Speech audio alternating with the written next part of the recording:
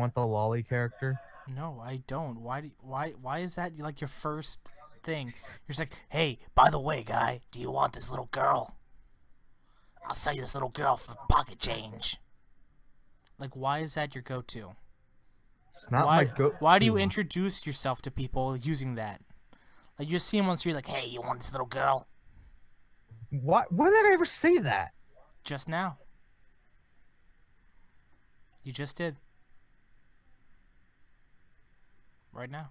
You can't deny it. It's on film. Yeah. You've been caught. What the fuck is this? That's a good question. What? Gadgets? You know what my favorite gadget is? Oh, no. You know what my favorite gadget is? What is it? Inspector. Bum, bum, wow. Wow. I like. Did you see the Price is Right intro? Oh, God. My favorite part of Inspector Gadget was when he would say something like "Go Go Gadget." Go, go, gadget, diddly do. Go Go Gadget intro. You are listening to the Can You Handle This cast, starring Faith and Salvadoom.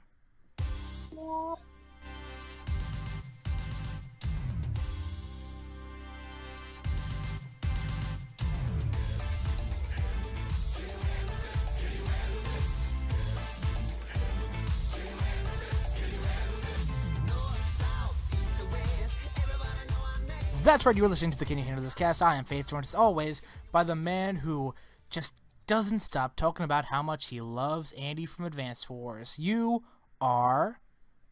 It's Salvadoom, and fuck you, Andy. You're the worst character in Advance Wars. You're broken as shit. Everybody knows the Colin is better if you want to fucking screw people over with money. So what you're saying is you want me to label this as 18 plus episode. I see how it is.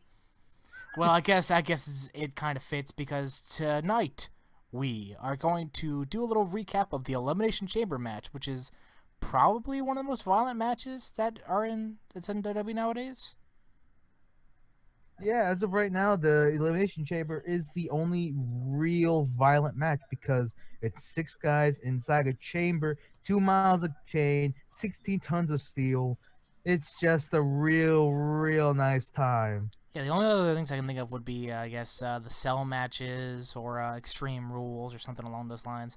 But this is always the one that's just like, okay, somebody's probably going to get hurt. Someone's going to get speared through a cage or speared through the glass or something along those lines. Or pop the glass out and have to walk out. Or jump up like John Morrison and Rey Mysterio, just climb to the top. Anyways, it's going to be great, but we're going to get to it. We're going to get to those matches. But first, let's do our weekly recap. You know, I wish I had little sound effects for this sort of thing, but let's get to our weekly recap. From KYW.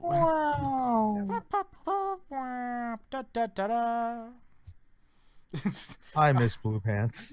I guess on the topic of big cast, let's kick off with Monday Night Raw, which Raw's getting better. I can honestly say Raw is getting better. Yeah, their storylines are getting a lot better than what you would expect them to be. But you know what? I enjoyed Raw this week. I actually pretty much enjoyed it because, you know, Kevin Owens was celebrating his victory from Royal Rumble. I love seeing Kevin Owens and Chris Jericho together. They just bounce off each other so well. It just seems so natural, and it kind of makes sense. You know, they've had a bit of a history together, but nothing to the point like you'd expect Kevin Owens and Sami Zayn to have this, but for Jericho and him to be just so natural, it's kind of surprising, but at the same time, they're both geniuses. I just realized I had last week's Raw results up. What happened last week on Raw? I don't know. I was barely awake. But, you know, what happened? Samoa Joe. Yes, Samoa Joe, officially a member of the Raw roster. And as I say that, a little piece of me shrivels up inside and just dies away. Well, that's right, man. Samoa Joe signed his contract in the start of Raw. And, you know, it made me cringe a little because I really wanted him to be on SmackDown. I really want every single good wrestler to go on SmackDown. Come on, man. Like, Raw needs help. Raw needed help. Raw was in a bit of a down space because, I mean, for the first time ever, they lost in the ratings to a 2-hour show. That's how you know things were bad, and they need a little push to get back on top again. As much as we love SmackDown, Raw definitely needed a little something that they were missing. But I feel like now that, Super Bowl's over, football season's done. Congratulations to the Patriots, might as well say. But The football. the footy. Now that the football Americano is done and over with, they're sort of, like, all right, now people are going to start flooding back in. They're not distracted on Mondays. Let's kick this into high gear. And it certainly showed. We had Samoa Joe signing his contract. They seem to be doing a thing where, like, I beat Seth Rollins. I injured him, that sort of thing, which will probably go into something later. But Nia Jax beating Bayley, getting just that win back that she so desperately needed. I'm sure you were as glad as I was to see Nia beat Bayley. I was extremely happy when that happened because you know what? Like I'm a big fan of the women that can actually compete, maybe compete with the men overall because I'm a fair game player. Like I'd say that Nia Jax for me, this is the win I want her to get going into Fastlane. I'm not sure if she's in the title picture for Fastlane or not. No, I don't think so. Ah, then maybe this might set her up for something at Mania. I'm not saying that it should be on the main show, maybe the pre-show or something, but this is really good for Nia Jax right now. Well, I mean, if she's going for a title, it's got to be on the main show. I mean, we're not at the days when the Divas title was pre-show material anymore. Yeah, but I'm glad to see Nia. I'm glad to see Nia getting it and getting it back, especially against Bayley, kind of showing like, all right, I'm done messing around. I want the belt. Braun Strowman taking out like 4 jabronis. She's not like most girls. We got Braun Strowman beating 4 jabronis all at once. Braun just made him look super weak, but also make himself look super strong in the process. Even making one guy just totally book it out of the arena, which I thought was pretty funny. But Braun. If you're facing, yeah. But I mean, if you were facing Braun, wouldn't you run out of the arena like fully? Like you just run, not even getting your things, you just run. I think this is the first time I've seen that though, because usually the guys like Ellsworth saying if guy with 2 hands has a fighting chance, or if you have that one guy that likes sweaty men, they always seem to stay through. This is the first time I think I've seen some guy just like, I'm out. Yeah, and not only that, this might go into something for Mania. So I'm hoping for the first time ever we see jobbers out of Mania from local areas. Just imagine that. First WrestleMania where 2 guys are in the ring with no entrances. To have instead of the entree, the giant Memorial Battle Royal, it's a first one to throw Braun Strowman out of the ring Battle Royal. And nobody wins. No, well, Braun Strowman wins. He'll end up eliminating himself. No, it's a 1-on-20 elimination style handicap match. I would love that. Anyways, we had the grand return of Akira Tozawa defeating Drew Gulak, and afterwards getting a little handshake from Brian Kendrick. Kendrick just seems to be the sort of thing like, hey, please somebody be on my team. So it makes sense that he would go after everyone that seems to be returning, because like, oh, they don't know any better. They haven't seen it. So Akira Tozawa looking really good in this match against Gulak. Gulak is great at selling things, and it really shows when the fact that he can, take the bumps from all these different styles and still make him look super good. So Good on Gulak, good on Tozawa. Welcome back. Hopefully he's all moved into America and settled, and I hope to see him do great things in the future. But from what I know, he's actually in an apartment with Ricochet. So that's a thing. Yeah, that's definitely a thing. I mean, I guess technically Ricochet's free agent at this point, right? So I mean, maybe the door is gonna be opened a little bit. Why would the door be open? Someone might steal Tozawa's stuff. Oh, you never know. Anyways, we had a Raw Tag Team Championship match. The Club, Carl Anderson and Luke Gallows, defeating Sheamus and Cesaro via disqualification. I feel like the Club aren't going to lose their titles anytime soon. I still think that they're going to end up doing a thing where, like, everyone in the Club has a belt at one point. Like, you're going to have Anderson and Gallows have the tag titles. You're going to have AJ Styles with one title, and you're going to have Finn Balor with another title. I feel like that's something that's going to be coming up real soon. Yeah, not only that, I like I like how the program is with the club. Like, they finally won the titles, and they're actually like going with them.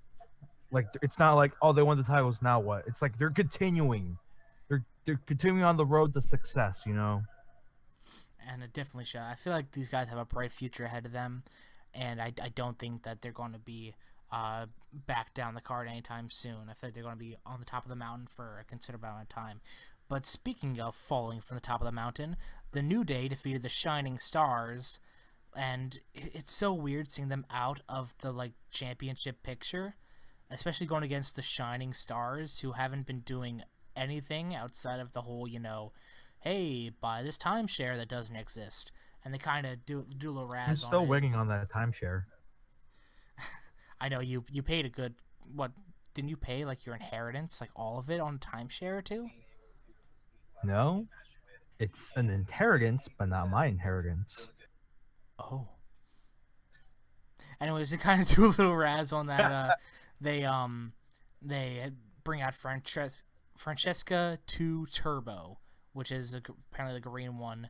I had no idea that they did a renaming of it. I knew it was another trombone in storyline, but I didn't realize that they gave it a new name. New Day sort of doing their old thing, playing up to the crowd sort of thing. I'm not sure what they have planned for the future, but I mean, it could be anything at this point because they're still as popular as they are ever. Yeah, and not only that, I was actually watching because this week I didn't watch SmackDown for technical issues, but I was watching the WWE 24 on WrestleMania Dallas, and the New Day's perspective on their entrance was amazing. So I think one day you might actually see a trombone with a flamethrower on it. So if they're renaming trombones, getting new trombones for them, maybe that might be in the picture. So that's why I just mentioned it, because everyone likes a flamethrower, everyone likes trombones. Technical issues. Want to tell them the truth. Yeah, my parents they work too hard, and yet they still can't make ends meet. So our cable was out for a good 3 days. Come on, man. Why? There are options.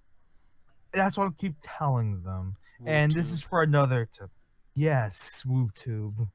Anyways, we had a United States. Woo! We had a United States Championship match.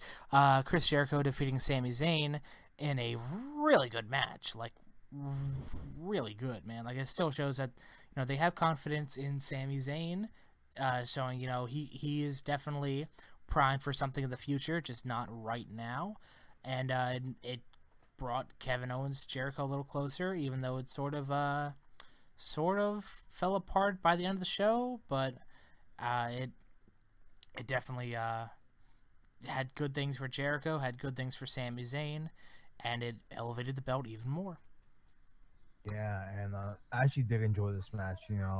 As you said, they're giving confidence in Zayn, and hopefully this actually does escalate to maybe a Sammy. I think this is grooming for Sammy to actually become United States champion or something. I feel like that would be really good. Have his big moment at WrestleMania, him finally winning a singles title in the outside of NXT title. I feel like that would be a really, really special, and that would be a big WrestleMania moment. Yeah, like I think last year the only big WrestleMania moment that there was, I think, was Zack Ryder winning the Intercontinental title. Well, that and the women's championship match. Yeah, but then again, it's Zack Ryder. Woo woo woo. Know it. He lost the next night, so I don't even recognize that as an official reign. It was less than 24 hours. I know, but he had his WrestleMania moment. He heard his theme music. His dad jumped the railing and not get tackled by security. I really hope that we have something rival to that, but I'm not sure if it's going to be quite to that caliber. Anyways, bring on the cruiserweights. We have Jack Gallagher, TJ Perkins, and Cedric Alexander defeating Noam Dar, Neville, and Tony Nese. Neville jumping down and saying, you know what, I'm done with this match halfway through it. And this is all building to the big 5-pack challenge between Gallagher, Perkins, Alexander, Nomdar, and Tony Nese to challenge Neville for his championship. I honestly don't know who this could go to. Really, this is really weird, but there was a theory that people were talking about that Austin Aries might be boosted up into the cruiserweight division. And if you heard, like, did you actually like listen to the interview Yes. when Tony Nese came out? I was like, oh look, it's one of Tony Nese's abs. Tony Nese's abs, dude. You know, because he's a athletics, he's a physical specimen. You know, in the words Genetic of freak, baby.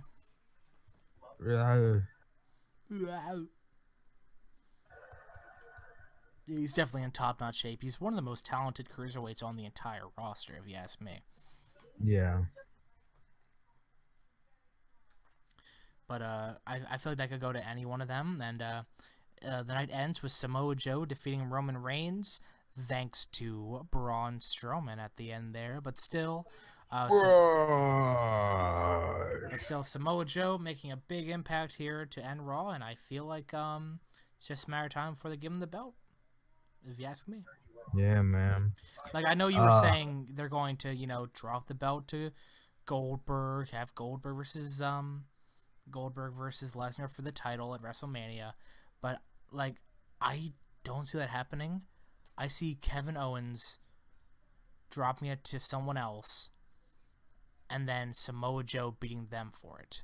That's how I see it going. I don't see them wasting a match to elevate a belt, because if you can have Goldberg versus Lesnar, and then a Universal title match, but if you just have a Universal title match that is Goldberg versus Lesnar, sure, I mean, it'll make it seem a little more, but the match is already as high caliber as you can get. It's Goldberg versus Brock Lesnar. You can't really elevate it anymore. Like, it's already the top that it can possibly be. Giving the belt's just going to waste a match, and they're going to have to scramble for another match, and they're going to end up doing like a 20-person tag team match again. And nobody wants to see that because it's just a waste of time. So you don't want to see Jason Jordan, Chad Gable almost cry at WrestleMania. They're going to defend their titles. Have them defend their titles, and that's fine. But don't have Jason Jordan, Chad Gable, the Hype Bros, Beauty and the Man Beast, the Vaudevillains, the Usos, the Fashion Police. Don't have... Let's see, what other teams are there? The New Day, Cesaro and Sheamus, the Club, and the Shining Stars all in one match, because that's just a waste of time. No one wants to see that. You can do their own storylines without having to waste all your people in one match. It's like having a Divas Battle Royal when you realize that you don't have anything planned for any Divas outside of the championship.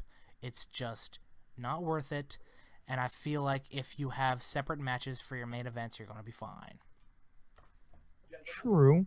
But, as you said that, it reminded me of one of the classic premier matches in Bound for Glory history. The X Division Open Gauntlet Battle Royal for Glory, or whatever that match is called.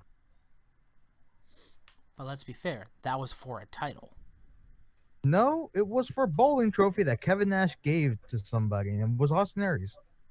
It's still a championship. It's still a title. Not a championship, but it's still a title. It's still something to win. It's not just a match that means nothing. True. Anyways, that's just how I see that going. And then takes us to Tuesday night, Friday night, Thursday night SmackDown. And you said you didn't watch. Did you watch any part of SmackDown, or am I going to be going for all of it here? You have to go on it, because I did not watch a single part of SmackDown. I'll probably watch it over the weekend on Espanol. All right, so basically it was all just sort of leading up to the Elimination Chamber.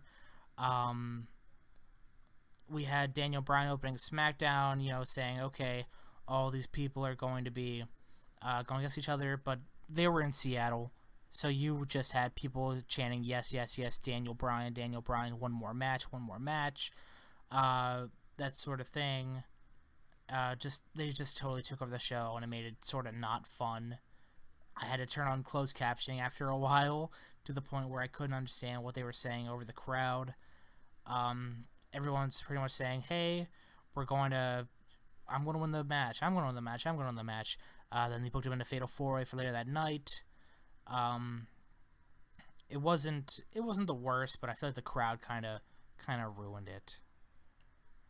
Like I know some people love crowds at points, some people don't, but I feel like when there's a reason to be into it, like Raw after Mania, makes perfect sense. But if you're just going to sit there and take over the crowd just because you're there for an episode of SmackDown that means nothing, then what's the point? True, man.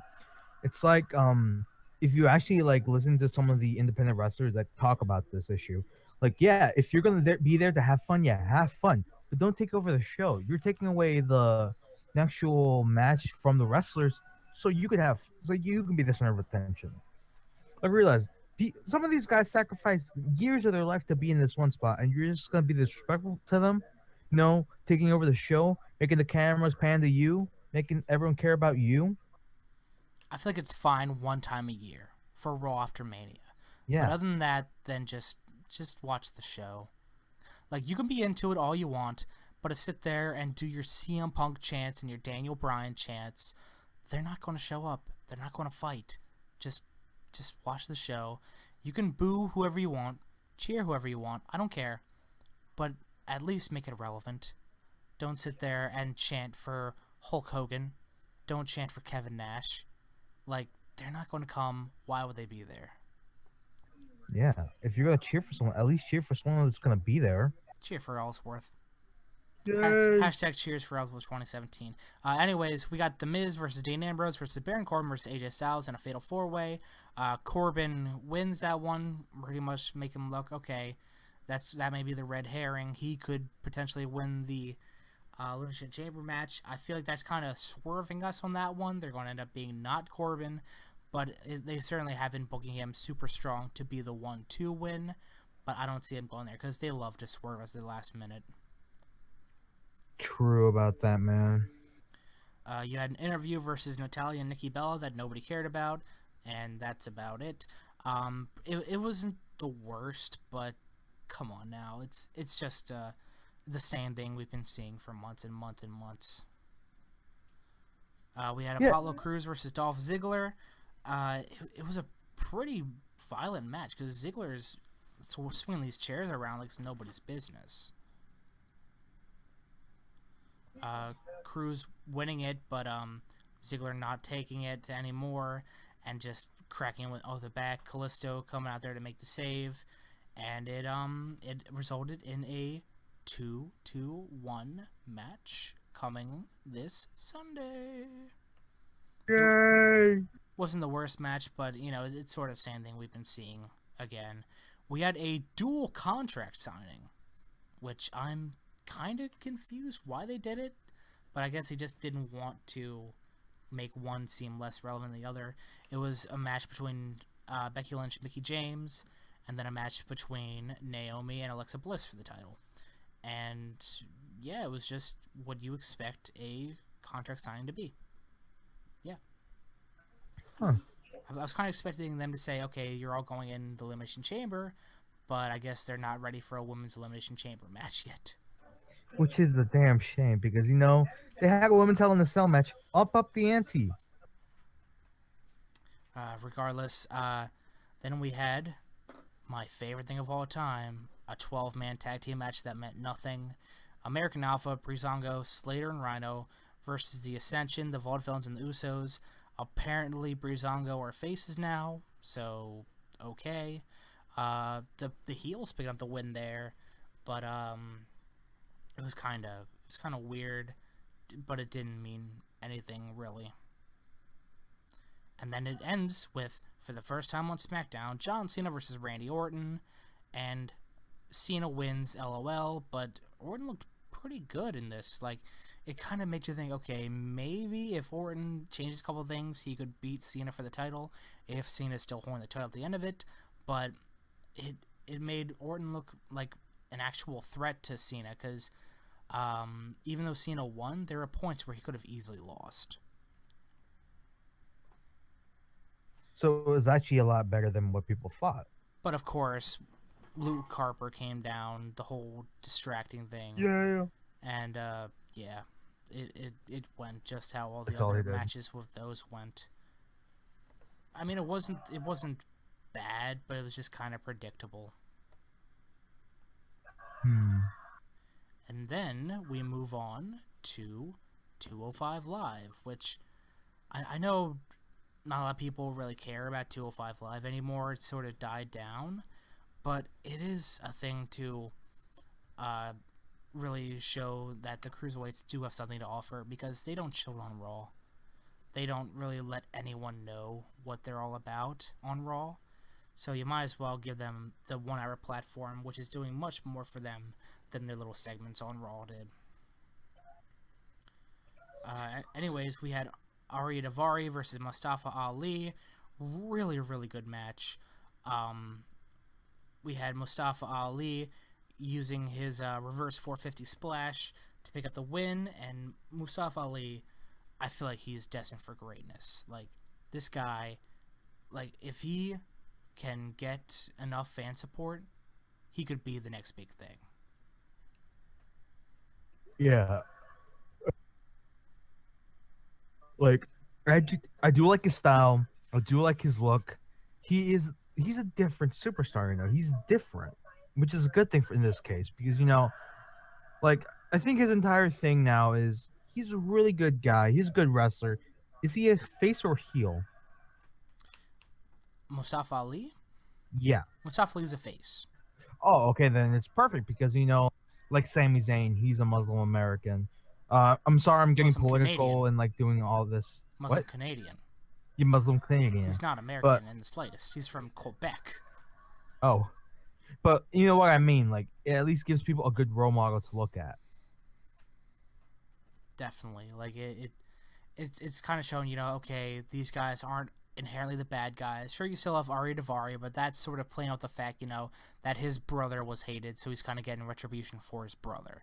It's not just because he's Middle Eastern. Anyways, we had Brian Kendrick versus Lince Dorado. Tajiri came up and sort of hit him with a green mist at the end of there, continuing on their feud that they had going on. But Brian Kendrick went for the captain's hook, locked it in, and got the win. Sorry about to cough there, but I did not. It was pretty cool they did. He countered a shooting star and got with the captain's hook, bully choke, whatever you want to call it. Good match, good for bringing back Tajiri and sort of continuing their rivalry. And after that, they hyped up Grand Metalik, who's apparently debuting next week. And I'm sure a lot of people are going to be happy about that. Finally, he learned English. He finally, after all this time, didn't take the Sin Cara route and learn English. And then we had our Fatal 5-Way match. Who won? Who's next? You decide. Vote on your phones now. Thanks for voting. We had Noam Dar, Mustafa Ali, TJ Perkins, Cedric Alexander, and Jack Gallagher going for the chance to win and the chance to go for the championship. And can you take a wild guess on who won? Did you watch 205 Live? I watched a part of it, but then again, I'm in the same boat of he used the damn umbrella. It's fixed. He did use an umbrella. That's right. Jack Gallagher winning, and Jack Gallagher showing that he is definitely ready. To use an umbrella. Ready to use an umbrella. Everyone looked really good in this, and I hope Gallagher can do enough against Neville to really put on a great match. Yeah, but like, I'm saying but because of the fact that Gallagher and Neville could go on to put on a good match, but it's two very distinct styles.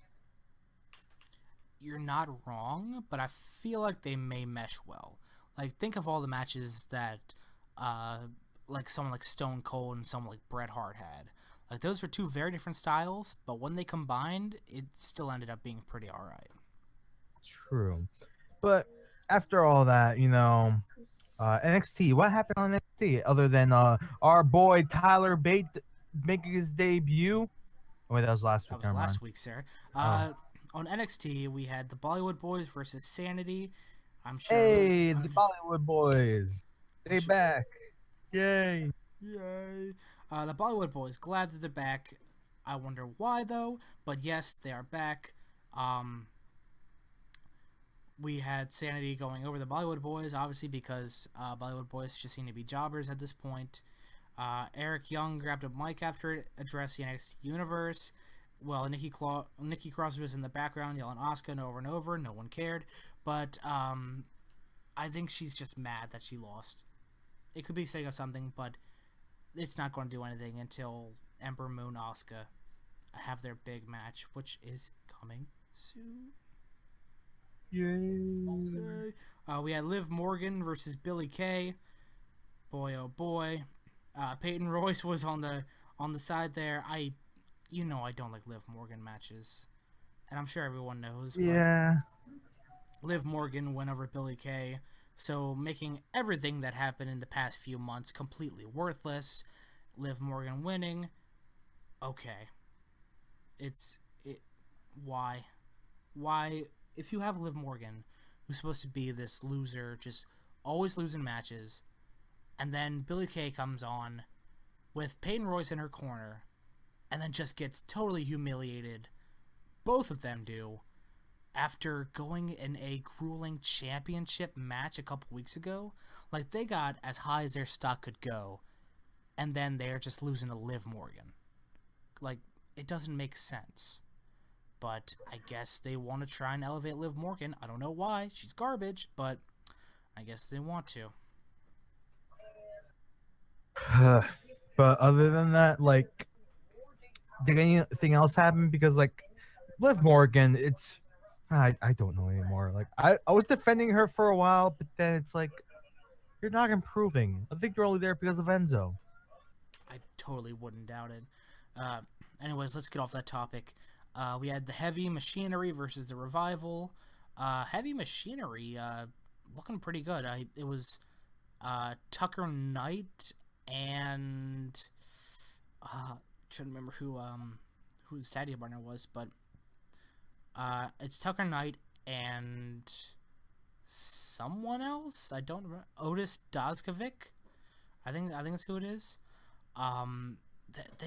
They could really be something if they continue to improve and work on their stuff, because they were pretty fun to watch, and them in the Revival seem to work pretty well. Then again, the Revival works well with everyone, but Revival goes over, but still makes Heavy Machinery look pretty dominant through parts of it. And then we end the show with Bobby Roode's glorious coronation.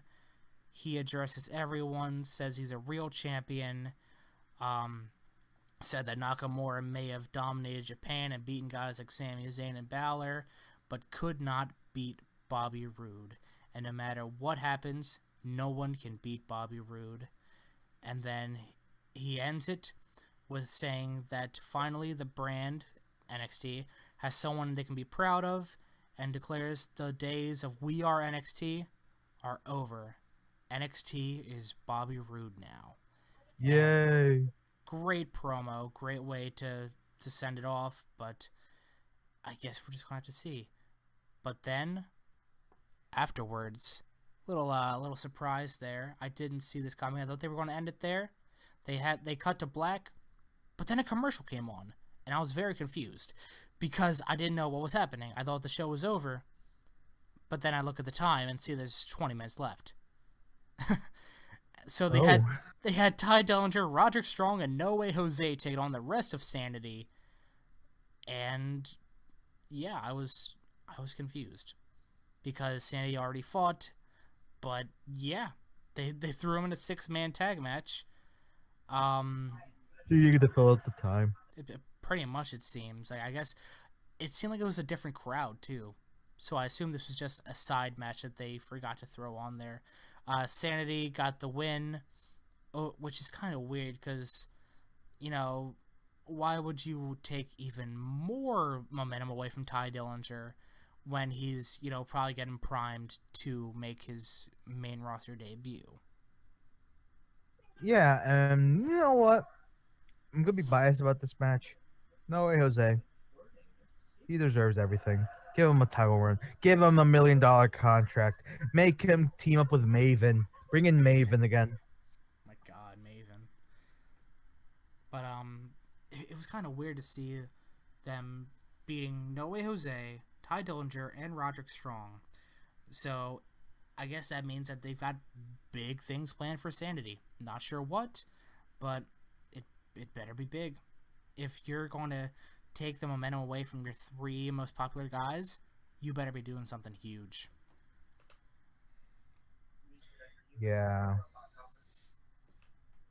But yeah, that pretty much sums up everything that happened on there. Everything WWE related. Sadly, Lucha Underground is still on hiatus and will be until the end of May. You said. Yeah, supposedly they've announced that the dates will be the date of the Great Return of the Lucha Underground will be May 29th. I can't wait, dude. I got to see what's going to happen. Yeah. Oh, and I think that's wraps it up for most WWE programming for this week, right? Yeah, that about wraps up the recap. We got Elimination Chamber coming up this Sunday. The matches so far announced, which are probably going to be the end of it because we have a few short days before it goes on there. But it's going to be the Elimination Chamber match itself for the WWE Championship. We got John Cena, AJ Styles, Dean Ambrose, The Miz, Baron Corbin, and Bray Wyatt. I think I'm going to go with either AJ or Bray to win this match. For me, Bray or AJ, yeah. Like both are going into really strong. You might never know. But I'm really hoping is that Baron Corbin does pull out a good showing for the match. Yeah, we gotta have someone to just throw people into the side of the cage there. Anyways, we've got Nikki Bella versus Natalia. I believe this is going to be the end of the rivalry, so I'm going to go with Nikki Bella picking up the win here and just finishing it once and for all. Mercy killing this sad storyline. Yeah, I got Nikki going over. Uh, um, isn't there a tag? Oh yeah, the tag team gauntlet match, between Breezango, Beauty and the Man Beast, the Usos, Vaudevillains, and American Alpha And the for the Ascension. the Ascension. I forgot about them because they're forgettable. They are not forgettable, man. They were the coolest back in NXT. Yeah, but then again, when you're the coolest at NXT, it's like you're the coolest at a private school, and then you go to the public school and get beaten up. Just because you're little. It's basically Taz complex all over again. Anyways, I see American Alpha winning this one. I don't see them losing their belts anytime soon. Yeah, I actually see them losing the belts at Mania for some reason. But to who? Usos. Young Bucks. The Young Bucks come out, super kick. They have Carino just go on commentary. He just punches Byron Saxton. It's like super kick. Why would Saxton be there? It's a SmackDown match. You know, he just punches Byron Saxton, and all you see is Corey is like, "Yeah, who are you? Well, you wouldn't What are you see it doing because it here?" would be on the side and you wouldn't even see it. You wouldn't even hear it. No, but like the camera angle, all you see is a guy getting punched, and all you hear is a guy yelling "super kick." Well, you wouldn't even hear it. Just tore a huge hole in your thing. Anyways, we've got Alexa Bliss versus Naomi. I know. Naomi's going to beat Alexa Bliss, calling it now, because Alexa Bliss getting the title was a mistake. Yeah, Naomi's going to win. Yeah, Naomi's gonna win this 100%. No other. I will accept nothing. Becky Lynch versus Mickie James. I could see Mickie James winning here, sort of, showing that she still has it. Because so far on her big return in high-profile matches, she is 0-1. I think that she needs that win to sort of get back into it. And yeah, I think a win versus Becky could do it. That's right, man. Apollo Crews and Kalisto versus Dolph Ziggler in a 2-on-1 handicap match. Honestly, I see Ziggler pulling this out. Like, as much as the odds are against him, I see Ziggler doing it. Yeah, because like how he is going right now, he's too hot to lose into a handicap match, man. It's too hot. Too hot. And Hot damn. then we got Luke Harper versus Randy Orton. I see Orton winning this. Orton's going to do it. If not, the only way I see Harper winning this is if Eric Rowan shows up. I can actually see Eric Rowan showing up like through a whole Wyatt family vignette.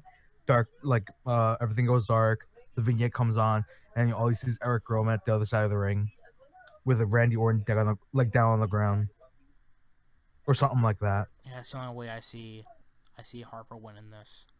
But yeah, that about sums up that.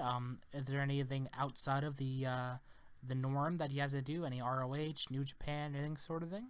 New Japan right now, I'm really disappointed in them. Their booking was terrible for for their New Beginning Sapporo event because the rundown of the event is Suzuki Gana's El Desperado and Kanemaru defeat Kushida and some young boy in the beginning match in the preliminary match. I enjoyed that. Tenzan, Kojima, Nagata beats another young boy, two young boys, and Yoshitatsu. Two young boys in Yoshitatsu. Yeah. Osprey. Osprey. All I have to say about Osprey is he's getting so close to getting murdered by Shibata. But he didn't. Yoshihashi defeats Takashi Yukasa, the wild man of Suzuki Gun. Dragon Lee, uh, Tanahashi, Nakanishi, Elgin, and Taguchi beat Los Ingobernables, the entire team of Los Ingobernables. Roppongi Vice defeating Suzuki Gun's Taichi and Takamichi Noku. That's where I stopped watching the event, but I ended up watching the rest of the event at a later date. Gogo beating Juice Robinson in an incredible matchup. Juice Robinson, he's going places. Who would have thought that Juice Robinson would be like this good? CJ Perry, CJ Perk, CJ. No, CJ. What is his NXT name? CJ what? Do you really not remember? I don't. Come on, man. I'm just going to sit there and wait for you to remember. CJ Parker? CJ Parker. All right. But he's so good now, and I'm really glad for him. He was so good. Chaos is Ishii and Yano beating Great Bash Heels and Killer Elite Squad in that match where I was laughing because of the fact that I really wanted Makabe and Hanma to win. But it's like I want them to win, but I don't want them to win because I really want the KES to win it. And the finale, the great match of the night, almost an hour, and Suzuki could have easily broken Okada's leg. Okada beating Minoru Suzuki in an incredible matchup. It was a beautiful technical match with Okada's flair. It was a good example of what both men can do in the ring. Like you have Okada's style, his a flashy pro wrestling style with Minoru Suzuki, Texas catch can meets submission style. It was an incredible matchup. And to continue to end this, all I have to say is there was a road to New Beginning in Osaka. During a match, an elimination match over the top rope, Osprey gets thrown out of the ring, right? Yes. Are we waiting on a response from me or? Yes. Then after he's eliminated, Shibata throws himself over the top rope onto Osprey and just starts throwing him places. Like Jesus Christ, is this match going to be no disqualification? Is it going to be no false count anywhere? No false count anywhere. Shibata. I'm saying false count anywhere, no disqualification. Because how these guys are going for this, it seems like they're willing to kill each other for the title. Because Shibata just throws Osprey onto the barricade and onto a wall. Jeez, man. All I have to say is that look out for that match. It'll be this Sunday. I'm gonna watch it live. That match will be the match of the night. I'm calling it now. I certainly hope so, because it has all the makings, and if they go all the way, I'm going to say easily 4.5 star match. Yeah, man. Yeah, that about sums up everything that happened in New Japan, all the upcoming stuff. Any ROH news or any outside indie news? As of right now, there really isn't much indie news. As much as I can say is, it's almost been confirmed by WWE themselves that they're willing to put on some British wrestling onto the network through one of their quarterly meetings. So hopefully you get to see some progress, RPW, ICW, and maybe others on the network. Certainly hope so. And we got our. I guess we can do a little rumor on the side there. Uh, in an interview that Alberto Del Rio did, he said that Paige is going to be back in the ring by April or May. Not sure if that means WWE or Indie or what, but she will be back by April or May. Everyone's saying Goldberg is likely to carry the Universal title uh, because Vince apparently wants him and Lesnar to be the biggest thing, but come on now. It's already going to be the biggest thing outside of the Taker match. Apparently, um, they want the reason that Samoa Joe came out in a suit was because they want him to look like a hitman, which I guess makes sense. I mean, now that he's injuring people for Triple H, I guess it makes sense. We had I can't believe that you didn't mention this, but Impact Wrestling is partnering with Oh my Pro god! Wrestling Oh, Noah. I am ashamed of myself. This is the biggest news, and I forgot about it. People, if you do not understand why this makes me so happy, when I found out, I was screaming to the gods, "Thank you," because Pro Wrestling Noah is one of my favorite promotions in the world by this point. Not because of New Japan, but because of the type of wrestlers that they have. Go Shiozaki, Nakajima, that fat guy, the guy with the cool ass hair. I only know about two of them. By name, you know about two of them. Yeah, but this makes me so happy because of the fact that they might, if this deal like works out really well, Pro Wrestling Noma will be on the Fight app because Impact is owned by Anaheim Sports, which owns the Fight app. Not only that, on my birthday will be the first official date where 12 Impact wrestlers will be going to Japan to wrestle in a GHC ring. 100% correct there. They got a working relationship. It's not 100% on stone what that's going to mean, but yes, like you said, coming in March, it's going to be Impact in Yokohama, Japan for a show. And then I know a lot of people were wondering in our recap why in the 5-pack challenge why Tony Nese wasn't in there. He was replaced by Mustafa Ali. Well, apparently Tony Nese suffered an ankle injury during the tag team match.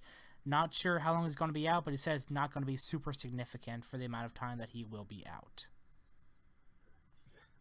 I was worried that one of his pectoral muscles was ruptured. One of his abs just exploded. Anyways, that about sums up the Can You Handle This cast for tonight and for the entire week, I guess, unless we get some extreme news that we just got to cover. Next week, we're going to give our recap of the Elimination Chamber and what's in the coming weeks to come for Fastlane. Yeah, I guess that's about it. If you enjoyed this, give yourself. I'm sorry, I'm off my game here tonight, but if you enjoyed it, give yourself a thumb up down there in the bottom. That's for you, not for us. That's for you. Give yourself a thumb up. Leave a comment saying what parts I messed up at, because I'm sure I was totally messing up this entire thing. Also, leave a comment down below just how much you hated my last episode's rants on everything. Give yourself a subscription down there to let you know when our next episodes are going to be coming out. Usually it's Thursday night, Friday afternoon, that sort of thing. But if you want the exact time, feel free to leave a subscription down there for yourself or hit the little bell next to the description so you'll get it right to your phone. Follow us on Twitter. Follow us on Facebook. We got a Facebook page now. Follow us on Twitch. Follow us on Steam. Follow us on Discord. Follow us everywhere to get yourself up to date on everything in our lives. my voice is just dying at the end here. Any final words, Salvadoom? All I have to say is, man, if you want to know what Pro Wrestling Noah is, I tell you, go watch it. Go watch some of their older stuff. Go watch some of their newer stuff. Watch everything Pro Wrestling Noah related so you can understand why the hype is real for me. Because of the greats like Misawa, Kobashi, the other guy. There was like this old guy with the blonde hair, but he hits like he hits people like, oh my god, why? I'm just excited for GH. I'm just excited for Noah right now. Like they deserve this spot because after the death of Misawa, the retirement of Kobashi, they've been in a rough spot, man. Go watch Noah. Go make yourself happy by watching good old-fashioned, strong style, fighting spirit professional wrestling. Couldn't say any better myself. My final word is going to be, don't sleep on Impact. I feel like they're going to be getting even bigger and better as the time goes on. Double J's back. The Hardys are leading the charge. It's just Scott D'Amore coming Scott back. D'Amore, and it's just a matter of time before they get right back into the swing of things. Thank you all for listening, and I will see you next week. Good night, America. And elsewhere. Oh, well, I don't care where you are. Good night, everyone. Can you handle this? Can you handle this?